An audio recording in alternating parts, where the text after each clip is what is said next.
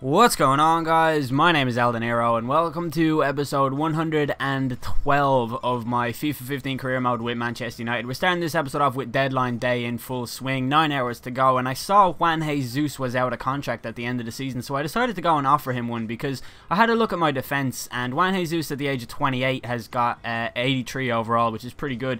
Chris Smalling is 30 years old, Johnny Evans is 32, Marcus Rojo wants to leave, and Varane is very good, so I think we'll try and just get Juan Jesus in and have him and Varane as next year's partnership. Now, Arsenal did make a bid for Varane, which we kind of laughed off and rejected, but Juan Jesus accepted our contract offer, so we will get him in for next season along with Kister and James Rodriguez, meaning that McKinnock and that whole deal is going to have to just be shelved because even though a lot of people, I think more people said to sign him, but a lot of people said don't sign him, and the people who said don't sign him kind of put forward better arguments, so I just went with that.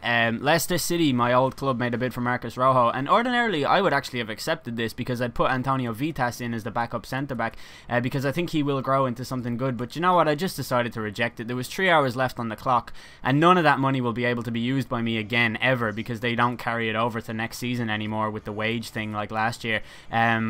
Preston came in and made a bid for Guillermo Varela, which I accepted, but there was an hour left on the clock, and I was going to be really surprised if this actually went through, if this deal went through, but it didn't anyways.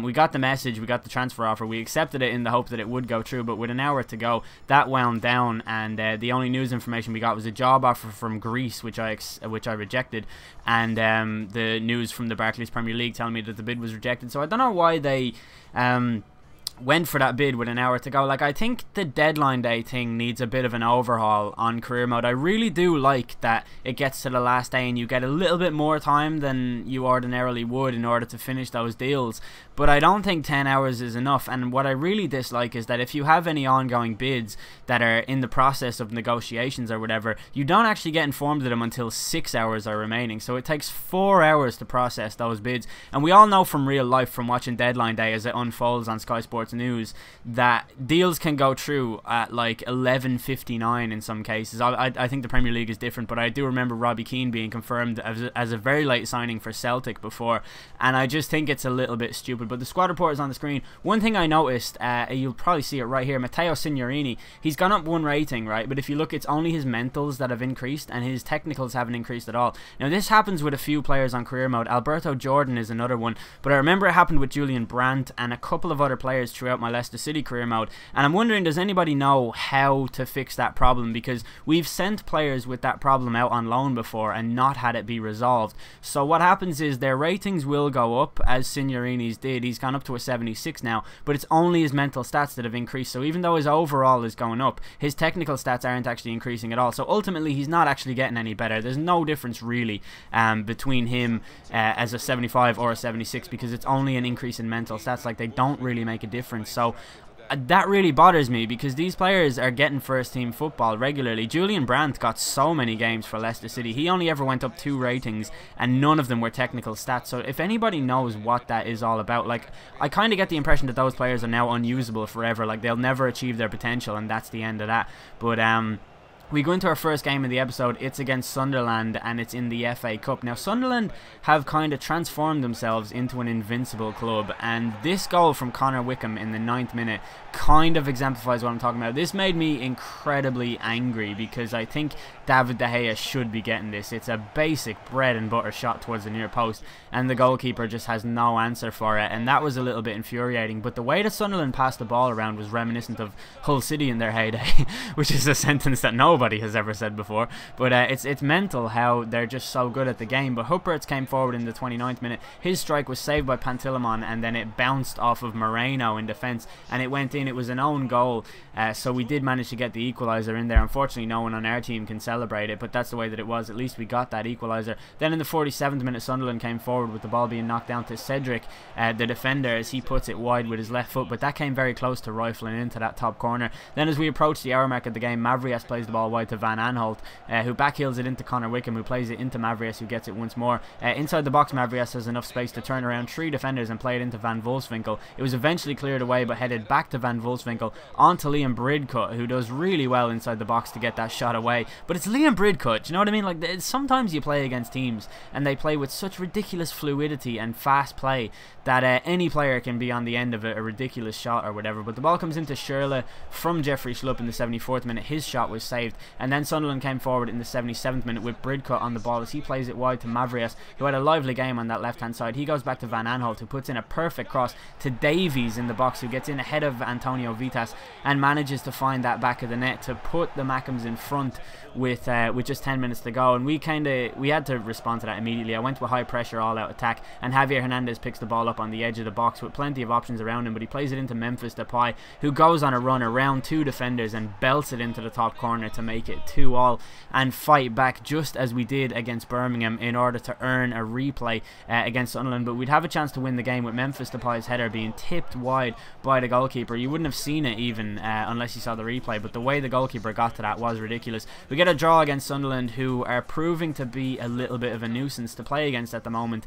Now, they are riding high in the league. They're currently ahead of Leicester City and they're in 4th place in the Premier League overall, so you know, at least there's some consistency there. I'm kind of happy enough with that. Like, they obviously are difficult to play against because they're in a good league position, and that does make sense to me. But we experimented with several formations in the last game against Sunderland, so we started off this one with a 4-1-2-1-2, which I felt at the time was the most successful one that we'd used against them. Sunderland, with their geese migrating south for the winter formation, just pack that midfield and do some clever fast passing moves. But in the 5th minute of this game, Wayne Rooney plays the ball into Andre Schürrle, who takes it round Van Aanholt quite well with the Ronaldo chop before running into the box, and it's that touch with his left foot that got him in ahead of the defender, which allows him to blast it into the back of the net and put us 1-0 up in good time, which was pretty good because in the first 10 minutes of the game you want to seize control of it, and I wanted to put Sunderland on the back foot and start working towards our own kind of dominance in the game, or our own spell of possession, just so I could learn how to break them down for the future, because they are incredibly difficult to play, as I've mentioned several times. But when Aldum hit his shot wide in the 12th minute, and then on the half-hour mark we came forward with Dybala playing the ball into Jesse Lingard, who plays it into Wayne Rooney, who found himself in space. He does a fake shot to get round Davies and blasts it into the top corner with, I think, what is a 4-star weak foot. And half an hour gone in the game and we're 2-0 up, which is pretty good. Things looking pretty well for us. But we come up to the 44th minute of the game with Adam Johnson on the ball out on the left hand side. He plays it into Van Wolfswinkel, who goes back out to Johnson, the England left midfielder, who has plenty of options. Goes back to Van Aanholt, who had a great game. He does well to keep it in play and puts in a fantastic cross with his right foot. It swerved away from Vitas enough to allow the giant Van Wolfswinkel in there to score, and he pulled a goal back for Sunderland. And then 4 minutes into the second half, this amazing ball from Bagheera Mana goes into Schürrle. His shot is saved by the goalkeeper, but he hit it well on the volley and it was just a great ball in. But from Sunderland's possession after that, they had a chance which David De Gea ended up tipping wide. I felt as though he could have just saved that and just caught it easily. But before the hour mark, Sunderland still weren't done, as Wijnaldum plays the ball into Kasami, who sees his shot go just wide of the post. And then 5 minutes later, Memphis Depay on the ball gets tackled by Cedric and brought down, and he's carrying an injury as a result of that, so we had to take him off immediately. Cedric rightfully got booked for it, but Depay's injury was a sense of worry for me because he was obviously the replacement for Di Maria, who was going to be out with an injury, so I was hoping it wasn't going to be too serious. But in the 72nd minute, Johnson came forward. His strike was saved by De Gea. It comes to Wijnaldum as a result of Wickham's header. His shot is saved, and then Wickham belts it into the back of the net to score his second goal in 2 games against us, and I felt as though some of the blame for that goal had to lie with David De Gea. I think he could have done so much better, but with 5 minutes to go they came forward again, and once more De Gea just failing to hold on to the ball, which was a source of concern because David De Gea is a player I've kind of banked a lot on for this season, in all honesty. We had chances to win the game though with Huppertz in the 90th minute. I was so sure that would go in, but he'd get another chance moments later when the ball comes into him in a much more attacking position this time, but sadly his shot is just a tame one straight at the goalkeeper. So we go into extra time in this FA Cup 4th round tie to try and get into the next round with Davies on the ball. He does really well to create a chance for himself, and then David De Gea shows us why we kept him at the club with an absolutely sensational reflex save from close range. range at the shot from Davies. Look at that for a save. It's ridiculous. I don't even think he knew what he was doing. The way that his arm moved was so ridiculous. But the Sunderland corner was swung in. Raphael got hold of possession. He played it to Johnny Evans, who plays it into Bagheera Mana, who sees a run on from Jeffrey Schlupp, who has the pace and is a real threat coming on off the bench as an impact sub. And he starts running at the Sunderland defence. Davies is backtracking and does get a hold of the ball, but then he loses it and Schlupp takes it in. He goes for the right-footed finesse shot. It comes off Moreno, and almost a repeat of the moment in the first game against them, as Moreno almost scoring an own goal, but sadly for us it wasn't to be. But Schlupp manages to get possession once more as he robs Jack Rodwell of the ball and tears forward in the 103rd minute, gets into a great position and nutmegs the goalkeeper, putting us 3-2 up. And that's why I signed Jeffrey Schlupp, and that totally rhymes as well, which is great.